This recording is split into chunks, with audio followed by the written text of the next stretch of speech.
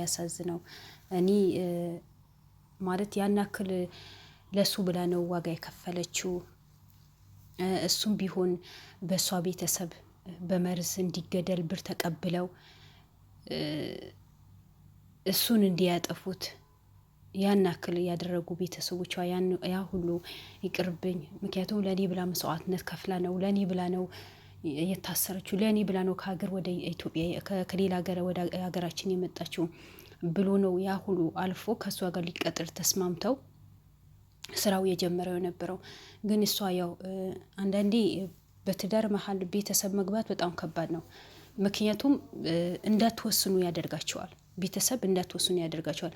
በነገራችን ላይ እኔ በህይወቴ ላይ ማንኛውም ሴት ቤተሰቦቿ ለማንም ሰው አሳልፋ ትስጣለም። ሺ ጊዜ ባልዋ ቢሆን ማለት ነው። ቤተሰብ ነው።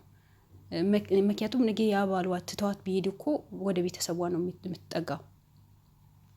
ብዙ ልጆች ለአንድ ወንድ ብለው ቤተሰቦቻቸው አስከፍተው፣ እናታቸው አስከፍተው፣ አባታቸው አስከፍተው የሚሄዱ ሰዎች አሉ። ያ ነገር እኔ ልክ ነው ብዬ አላስብም። ምክንያቱም ቤተሰብ በተለይ እናት አባት ያልተደሰቱበት ትዳር እኔ ትዳር ነው ብዬ አላስበውም። በቃ ሁሌ እንቅፋት ቤተሰባችሁ አስከፍታችሁ፣ እናታችሁ አስከፍታችሁ፣ አባታችሁ አስከፍታችሁ ወደ እሱ ስትመጡ ጊዜ እሱም እኮ የቤተሰቧ ለእናት ለአባቷ ክብር የሌላት ሴት እኔን መች ክብር ትሰጠኛለች? ገብቷችኋል? ለእኔስ መች ክብር ትሰጠኛለች ብሎ ያስባል። የሰው ልጅ እኮ ያስባል፣ ያገነዝባል። ግን ለቤተሰባችሁ ክብር የሚኖራችሁ ከሆነ፣ ለማህበረሰብ ክብር የሚኖራችሁ ከሆነ፣ ለእናት አባት ክብር የሚኖራችሁ ከሆነ፣ ከምንም በላይ እናት አባቶች የምትሉ ከሆነ ነገ ባላችሁ እናት አባታችሁ ያከብርላችኋል። ግን እናት አባታችሁ ምን አገባችሁ በእኔ ህይወት ላይ ለምን እንደዛ ብላችሁ ከፍ ዝቅ የምታደርጉ ከሆነ ያ ባላችሁ ነገ ለእናት ለአባታችሁ ቤታችሁ ቢመጡ ወንበር አይሰጣቸውም። ይሄን ጠንቃችሁ ወቁ ሴቶች። ግን ነገር ግን እዚህ ጋር ዘላለም ዘገየ እንደምናየው ያው የሰው ልጅ ቤት ውስጥ ሌላ ነው፣ ውጭ ሌላ ነው። ግን ቢሆኑ በስራው እንደምናየው በጣም ጀግና፣ ለሰው የተበደለ ሰው የሚቆም፣ የተቸገረ ሰው የሚቆም የሚረዳ በጣም ጥሩ ልጅ እንደሆነ ከመንገድ ላይ ያነሳትም ልጅ አውርታለች። በጣም ጥሩ እንደሆነ፣ ትሁት እንደሆነ፣ ምንም ነገር ለሰው ከመርዳት ወደ ኋላ እንደማይል በደንብ ነው ጠንቅቃ የተናገረችው። የነስራይን ላይ ነው የተለቀቀው የእሷ ቪዲዮ። ግን በዚህ ልክን አሁን በዚህ ሁኔታ ላይ እሷ በተያዘ ሰዓት ምን ያክል እንደተጎዳ ታሞ ሐኪም ቤት ገብቶ በቃ ሁሌ ደስተኛ ሳይሆን ፊቱ ጠቁሮ ምን ብሎ ሁሌ ያለቀሰ ነው እድልን የሚለው የነበረው። እንደዛ ከሚወደው ከነስራይ ሊጣሉ ተነስተው ተጋጅተው ነው። ያ ለምን እሷን ለምን አጣሁኝ ብሎ ነው። ግን ዛሬ ቤተሰብ በመሃል ገብቶ የወደዱት ለምን ይሄ ስራ ትሰራለህ ብሎ ማለያየት ከባድ ነው። ባይሆን እሱ የሚሰራው ስራ እኮ በጣም ጥሩ ስራ ነው፣ መጥፎ ስራ አይደለም።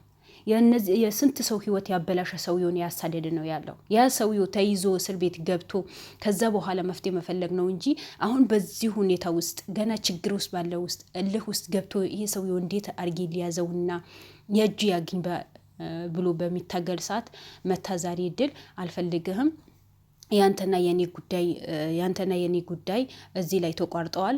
ምንም አይነት ጊዜ የሰጠኸኝ አይደለም። በእርግጥ ሴት ልጅ ጊዜ ትፈልጋለች። ባሏ ክብር ሲሰጣት፣ ሳት ሲሰጣት፣ የሆነች ደቂቃ ሰጥተዋ ሲንከባከባት። ሴት ልጅና አበባ አንድ ናቸው። አበባ ውሃ ማሰጡት ከሆነ እንክብካቤ ማታረጉለት ከሆነ ይጦልጋል። ሴትም እንደዛ ናት። ሴት ልጅ ልክ እንደ አበባ ናት። የሆነ ባሏ ሲንከባከባት ደስ ይላታል። ለምን እንደሆነ አላውቅም። በቃ እና ማንኛውም ሴት እንኳን ወለ ባሏ ሳይሆን ወንድሞቿ እናት አባቷ ሲንከባከባት ጊዜ ደስ ይላታል። ሙሽ አሁን ባል ብቻ ግብቶ ባል መንከባከብ አይደለም። እኛ ሴቶች አባታችን የተለየ ፍቅር ሲሰጠን የሆነ ነገር ሲገዛን በጣም ደስ ይለናል። ወንድሞችን እንደዛ ክብር ሲሰጡን የት ገባሽ የት ወጣሽ ምን ሆነ ምናምን እህቴ ምን ሆናለች ብሎ ሲንከባከብም ደስ ይላል። ግን እድል በዚህ ስራ ላይ እንኳን አንቺ ማጠንከር ነበረብሽ እንጂ ለሰው ብለሽ መስዋዕትነት ከፍለሻል። ለአንተ ብዬ መስዋዕትነት ከፍያለሁ፣ ብዙ ነገር አድርጌያለሁ። ግን አንተ ልትረዳኝ አልቻልክም ነው ያልሽው። አሁን እኮ መረዳት ይረዳሻል። ግን አሁን እንደዚህ የምትይበት ሰዓት አይደለም። ምክንያቱም በዚህ በመስፍን የሚባል አውሬ ሰውዬው ብዙ ዋጋ ከፍለዋል። አንቺም ዋጋ ከፍለሻል። የነስራይን ዋጋ ከፍለዋል። ዘላለም ዘገየ ዋጋ ከፍለዋል። እና ቤተሰባችሁ በሱ ላይ እንኳን አክስቷን ያናክል የግድያ ሙከራ ነው ያደረገችው። አልተሳካላትም፣ አላህ ጠብቆታል እንጂ ያ መርዝ ከአንድ ሁለት ብትሰጠው ይሞታል። ያ ነገር እንኳን ግንዛቤ ሳታረጉት ካስተሳሰባችሁ መሀል ሳታስገቡት መለየት አለበት። ይሄ ስራ ካላቆመ መተው አለበት። ወይ እኛ ምረጪ ወይ እሱ ምረጪ ማለት የለብህም ወንድሟ። ምክንያቱም አንተም ወንድ ልጅ ነህ። ነጌ ታፈቅራለህ፣ ጓደኛ ትይዛለህ፣ ትዳር ትይዛለህ። ለአንተ ነጌ የጠፋንተ መሆኑ በምን አወቅ? ለእህትህ መቆምህ እኔ ደስ ብሎኛል። ወንድ ልጅ ወንድሜ ለእኔ ሲቆምልኝ ለእኔ ሲከራከልኝ ደስ ይላል። መቼም ወንድም መከታ ነው። ግን ቢሆንም በዚህ ልክ ይህ ስራ ማያቆመው ከሆነ ተዩ። የሆነ ጊዜ መጠበቅ ነበረባቸው። በጣም ቸኩላቸዋል። እንኳን ይህ የመስፍን ጉዳይ ጨርሶ ከዛ በኋላ በቃ ይህ ስራ ማቆም አለብህ ብላችሁ ውሳኔ መወሰን ነበረባችሁ እንጂ በአንዴ እንዲተነስታችሁ ይህን በዚህ ልክ ቀስብ እንዲሰብር ትኬት ቆርጣ ሁሉ ነገር አስተካከላ ነገ ከአገር ልትወጣ ሁሉ ነገር ከወሰናችሁ በኋላ ከተወያያችሁ በኋላ ምንም ነገር ሳትነግሩ ዛሬ በአደባባይ መታችሁ አንተና እኔ ተለያየን፣ አንቺ እሱ ከመረሽ እህቴ አይደለሽም፣ ወይ እኛ በይ ወይ እሱ በይ ማለት የለብህም። ወንድ ልጅ ነህ እኮ። የወንድ ልጅ ስሜት የሚረዳው ወንድ ልጅ ነው። የሴት ልጅ ስሜት የምትረዳው ሴት ልጅ ናት። እና አንተም ለዘላለም እዚህ ጋር መረዳት ነበረብህ። ወንድ ልጅ ነው። ወንድ ልጅ የሆነ ነገር ከያዘ ልህ ይዘዋል። ያ ነገር መጨረስ ምንም ነገር ቢሆን ያ ነገር ግብ ማድረስ ነው የሚፈልገው። እኔስ ብሆን ብሎ ማሰብ ነው ያለብህ እንጂ በአደባባይ መታችሁ ሳታማክሩት ትኬት ቆርጣችሁ ቤተሰቦች እንድታወጣ ወስና ሁሉ ነገር ከጨረሰች በኋላ በአንዴ እንዲግብድ ሀገር መናገር በጣም ይከብዳል። በጣም ብቻ ዘላለም ዘገየ እንዴት እንደሚችለውም አላህ ጽናቱን ይስጥህ፣ አላህ ሰብሩን ይስጥህ እንጂ በጣም ከባድ ነው።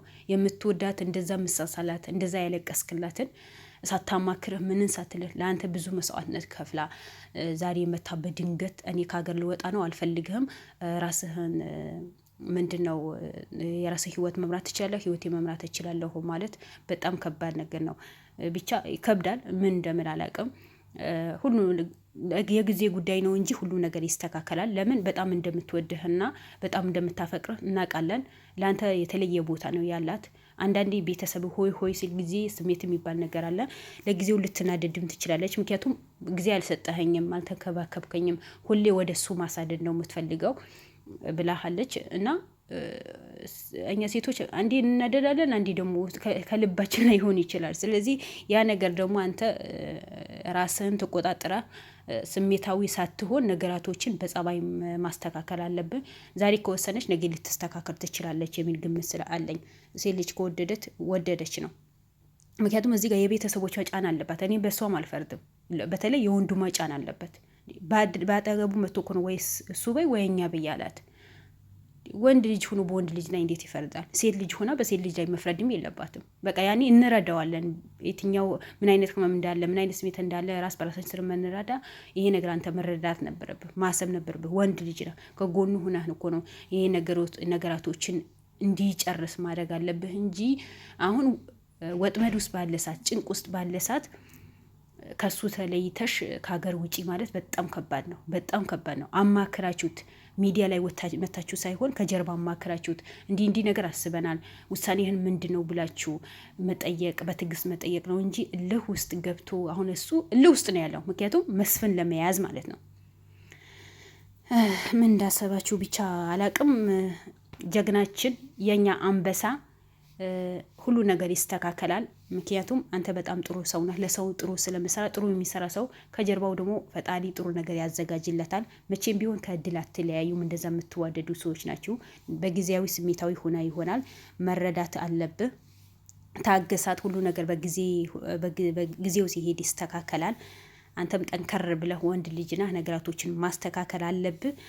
እድልም ደግሞ ሙሉ በሙሉ የቤተሰቦች ሀሳብ ተረተሽ ወይ ሰምተሽ ዘላለም መጉዳት የለብሽም። እውነት ከልብሽ የምትወጂ ከሆነ እውነት መውደድ አለብሽ እንጂ በቤተሰብ ግፊት ይህን ያህል ተጽዕኖ ማድረስ የለብሽም።